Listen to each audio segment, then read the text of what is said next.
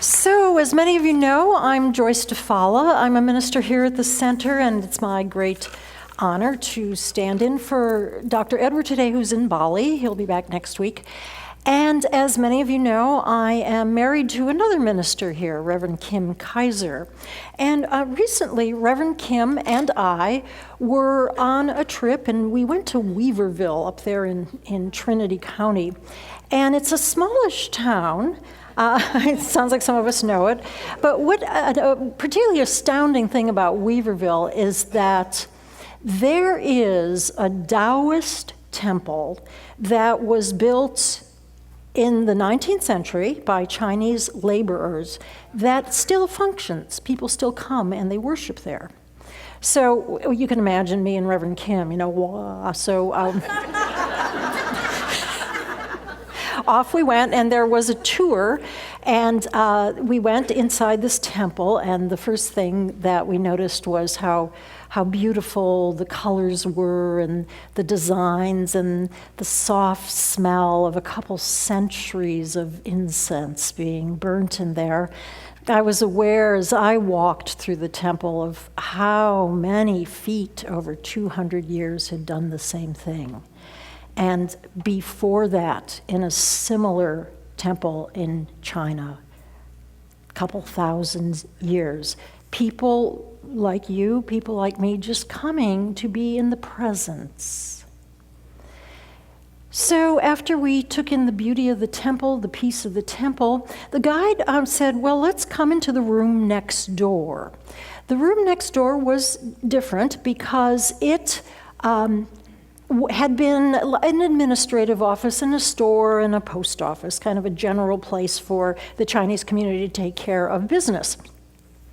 And there wasn't much in it anymore, nothing really to see, bare floors. But on the walls, there was this delicate Chinese writing all over the walls. And of course, it was meaningless to us, although it looked beautiful, so we asked the guide what this was about. And he said that it was records of people's lives. It was when people were born and when people got married and the children they had and when they passed on and when they moved here and when they left and that kind of thing. And he pointed out that this wall had become very important in Chinese, especially Chinese American history, that it was photographed a lot and the information was made available to Chinese people in America and beyond. So we kind of wondered, well, what could be in Weaverville that is so important? And he told us that after World War II, a serviceman returned to get a civil service job in the records office in San Francisco, and this gentleman regrettably returned from World War II with just an embodied antagonism to the Japanese. And he came across Chinese documents, and in his ignorance, he thought it was Japanese. And in his anger and hate, he destroyed the records. Yes, so here's one of the main gateways, the entrance of the Chinese community into the States, lost. And we took this in quietly, and he said, I know it's hard for us to appreciate that mindset. We were quiet for a moment, and I said, well, I can imagine a contemporary scenario where somebody comes across something written in Arabic script and just tosses it. And we were quiet again because I think perhaps some of the people like me were thinking, oh my gosh, that's something I could do. Just, I don't know what this is. And it was then that I realized how little in my education, in my life, how little I know about the culture, the Arabic culture, and about Islam. So it was with a sense of gratitude that I welcomed the topic I'm assigned to do today as we begin a month of studying Islam. The name of the talk is the same as the name of the first chapter in our book of the month. It is, Why Has Islam Become So Important? Now, our book of the month is The Complete Idiot's Guide to Islam. And so my first piece of inner work was to get over the title of the book. Because you see, after 20 years here of training my mind to focus on my good qualities, my God qualities, here I am holding something that is like suggesting I'm a complete idiot. So, I wasn't picking up the book, and I said, okay, I've got to do something to get over this. Let's work with this. Let's break it down. So, I thought, okay, complete. Are you complete? And I thought, oh, well, yeah, that's something we teach. We teach here that on a spiritual level, we are whole, complete, and perfect, lacking nothing. That on a spiritual level, we are of the nature of God, whole, complete, and perfect. Now, our lives don't always look like that, and I understand that our spiritual path is about releasing things that are hiding that truth, releasing any idea, releasing any thought, releasing any belief, releasing any attachment, any opinion, any activity that is covering up the spiritual truth that you and I are whole, complete, and perfect. And as we do that work, what is revealed in our lives is that perfection, is that sense of completeness. So, okay, I've now gotten through 2 words in the title, the complete. Here comes idiot. So, of course, we know what idiot means these days, but I thought, well, where'd this word come from? So, I looked back and I found that in Greek, from which this comes, there was a word idios. And idios simply means unto itself. And I thought, well, I could run with that. Unto itself, special, unique, a unique expression of God, just like all of us are, a unique expression of God. And so I then was able to reframe the title of the book. And by the way, after first service, sales went up in the bookstore. Seriously. Complete idiots, it just rubs against the old metaphysical grain. Anyhow, the new title for me is The Whole, Complete, and Perfect Unique Expression of Spirit's Guide to Islam.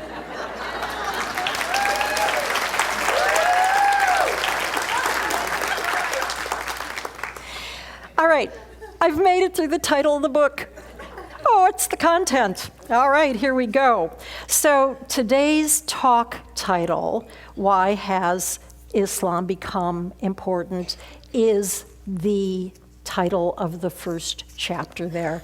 And as I was working with it, I found my mind was starting to organize, looking at the question of what's important in Islam. What's important in Islam to us who are members of a global village? What's important to us on our own spiritual path here at the Center for Spiritual Living, where we study the science of mind and spirit? And what's important about Islam to practicing Muslims themselves? So let's begin by thinking about what's important to us as citizens of a global village. Well, the first thing is that many of us are practicing Islam. In fact, over 1/5 of the population of the world practices Islam. And if you think about that, if you were at an international gathering talking to 4 people, at least one of them would be Muslim. And in the United States, our American neighbors are almost 10% Muslim. So, as a citizen of a global village, it seems to me we should know about the people who make it up.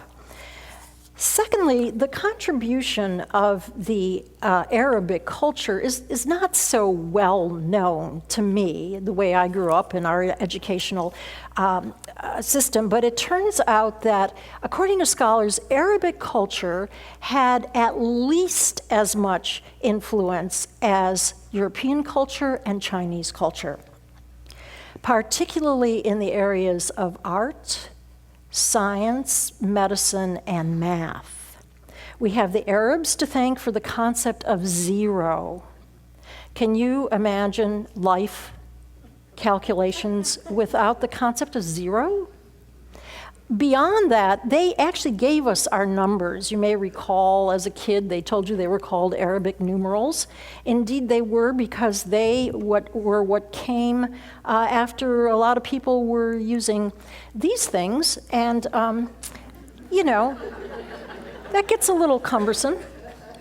I don't know about you, but I'm not so sure how I'd go about figuring out what LX22 multiplied by VIII plus XIV is.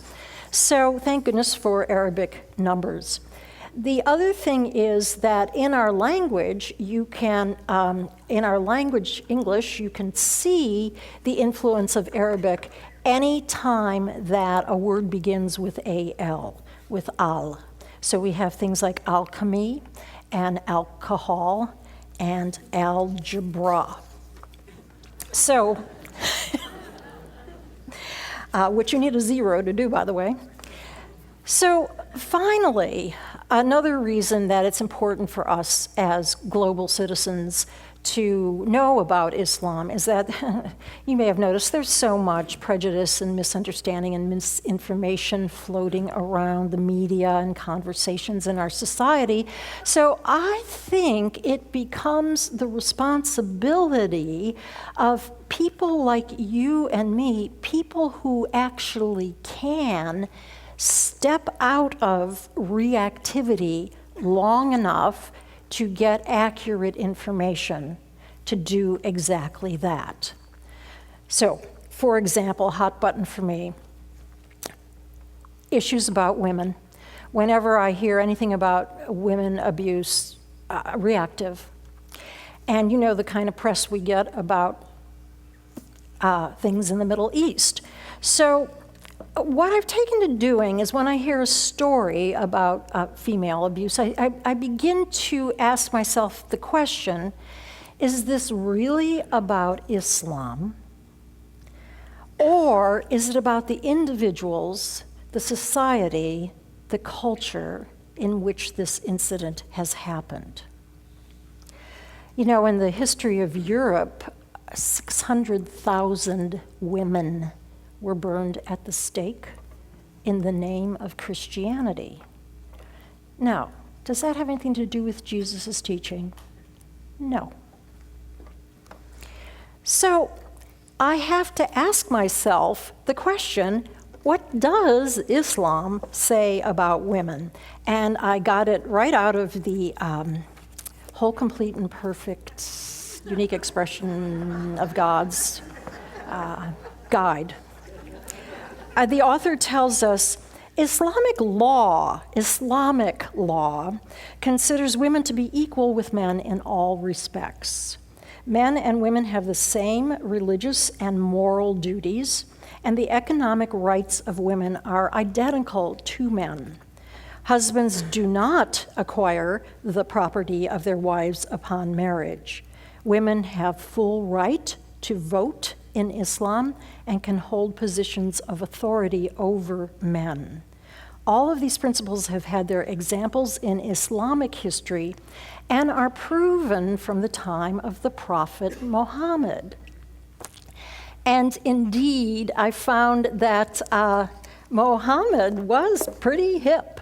As a young man in his 20s, he was involved in business, and he met a woman who was 20 years older than himself. This woman, her name was Khadija.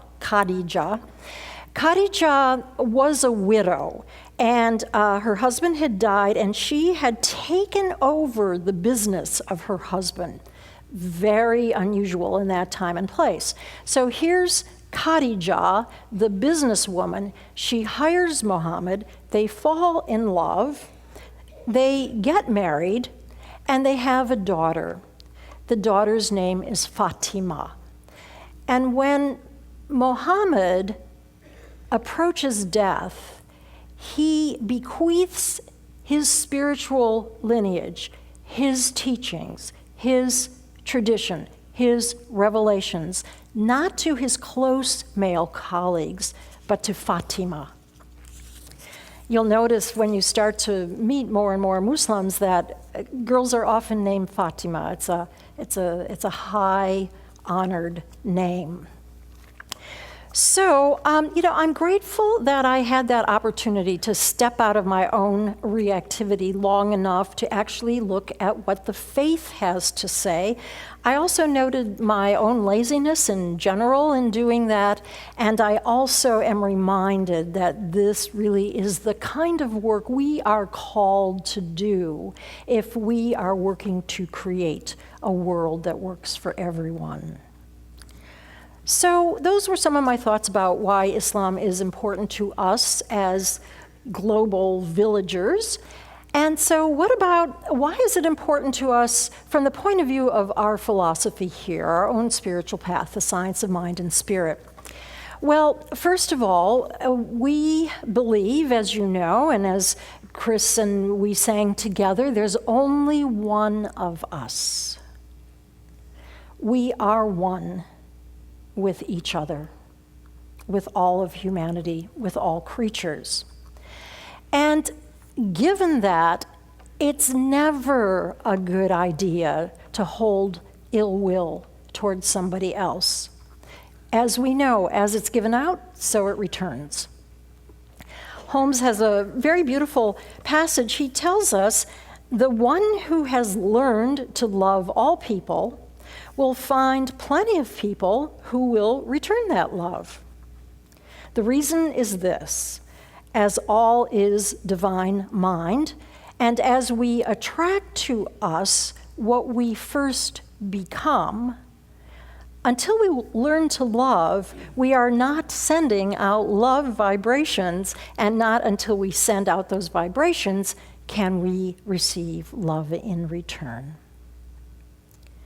So I speak for myself in noticing that there's times when there's judgment, unloving thoughts to people near and dear to me, around me, to people who are friends, to people who are acquaintances, and it seems to amplify, if I don't know somebody or if they are different from me, that if I'm not careful, I can have some unloving thoughts. Another reason that it's important to us on our spiritual path to pay attention to Islam is because our founder, Ernest Holmes, encouraged us to stay open at the top. And by that, he meant, don't get stuck in my understanding of spirituality, but rather continue to explore, continue to look at ways of understanding God, continue to expand your own understanding of God, continue to pay attention to what your own divine intuition is telling you is right understanding for you.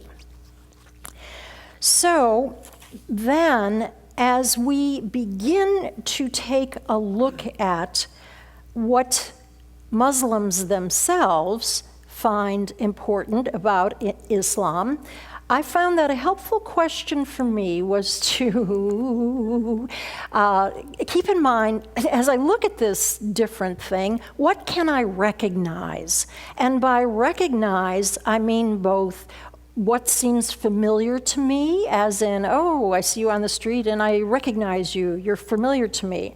And it also means, what can I recognize? What can I know? What can I know again in a new way? So, for example, if we study a tradition where there's a meditation practice, and maybe it's different from my meditation practice, but in studying that tradition, I can get an increased understanding and encouragement in my own practice of meditation. So, probably the biggest blessing that happened to me in the preparation of this talk was it happened a few weeks ago when I met a practicing Muslim right here at the center.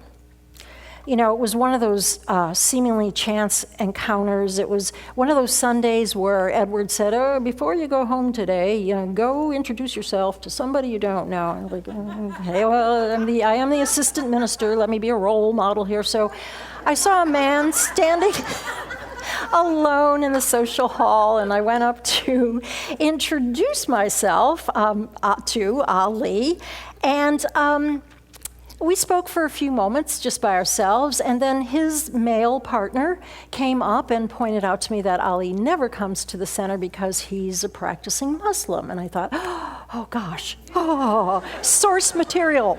So I said, I asked him if he would be kind enough to make some time to speak with me about what's important to him in Islam. And within the week, I was in his home for well over 2 hours. And I could just see how much this man was in love with his spiritual practice, how much he was in love with the Divine One. As I sat with him, I noticed a real sense of peace emanating from him.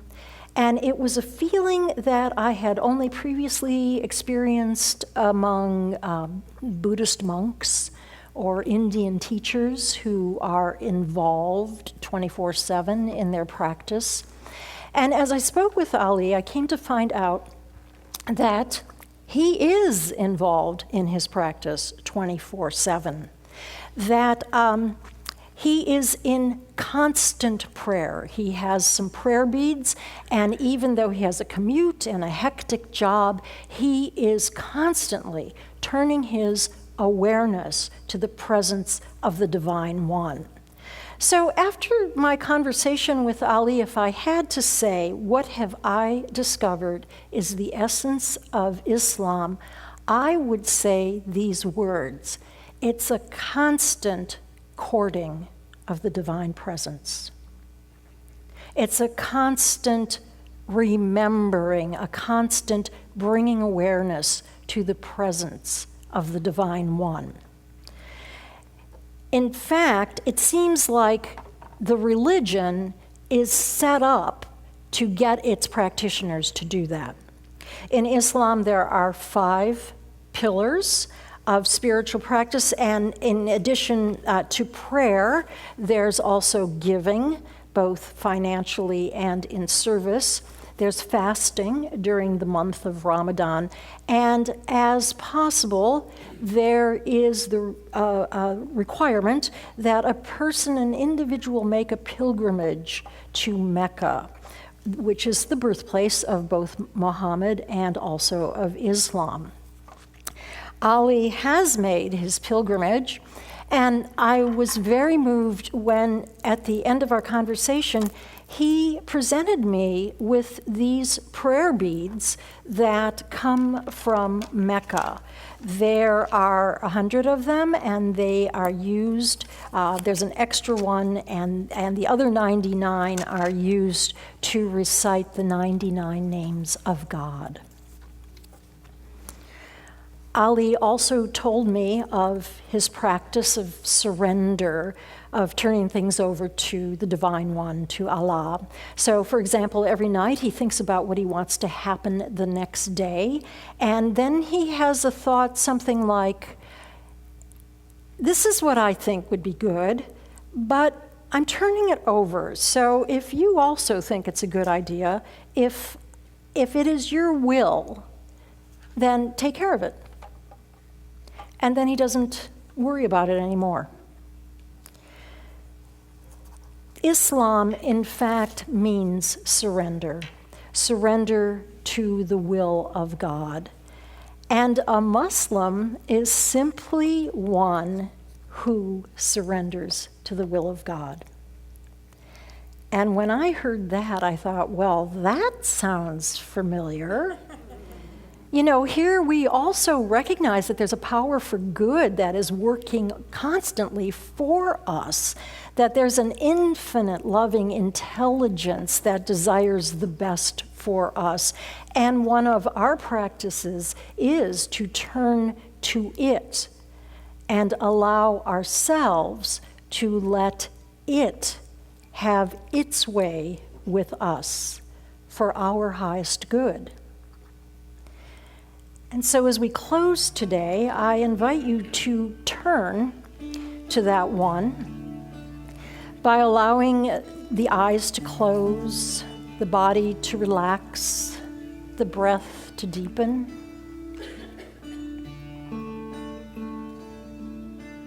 I will make a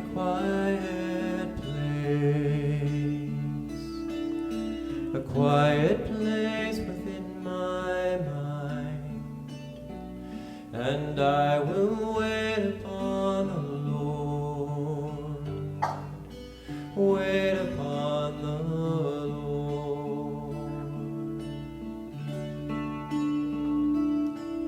Be still, my soul, be still. Be still, my soul, be still. Be still and know. And in this quiet place, we ask the question, what is my highest good? What is it that the greatest of all loves desires for me, for my own happiness, for my own peace, my own good? And we wait.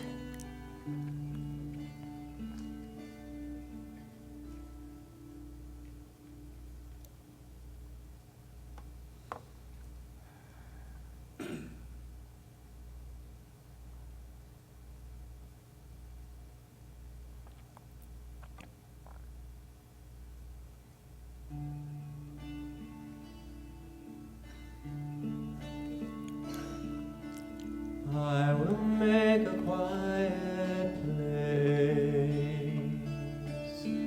quiet place within my heart, and I will wait upon the Lord, wait upon the Lord.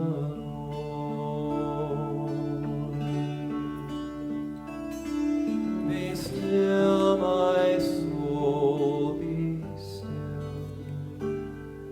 Be still, my soul, be still. Be still and know. And once again, we turn to this greatest of intelligences, this power for good. And we simply ask, what is mine to do? And we wait.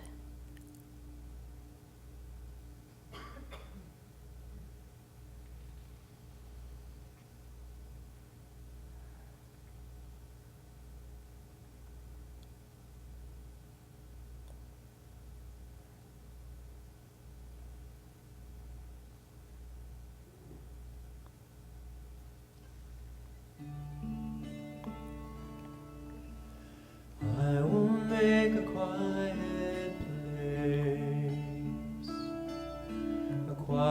place within my life, and I will wait upon the Lord, wait upon the Lord. We give thanks for the good that has been revealed and for the good that continues to be revealed. And as we begin to bring our attention from the inside to what is going on around us, we continue to wait upon the Lord, that power that desires only good for all. And so it is.